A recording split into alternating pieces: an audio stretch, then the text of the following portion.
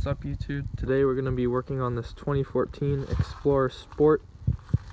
We're going to be replacing both the driver's and passenger side windshield wipers. The factory specs for the windshield wipers are a 26-inch for the drivers and a 22. So get a 26 and a 22 for the drivers and the passenger. To remove the windshield wiper, you first pull up on the arm. You press this little button right here. You press this button in and then you push towards the car and then it just slides right out.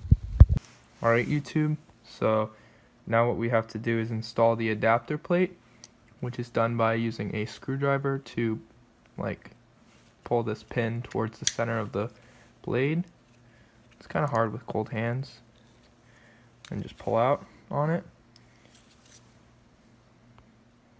And now you align these tabs with the X in my case, and then just push it in. You gotta give it some force. And now we should be good to go to install it in the car. Now all that is left to do is to align this tab with this little clip right here. This clip right here. And press towards the arm. And then take your protective thing off, whatever it's called, and be happy. Thanks for watching my short YouTube tutorial. I hope you enjoyed it. Please remember to rate, comment, and subscribe. Please leave a like if this helped you out, and thanks for watching.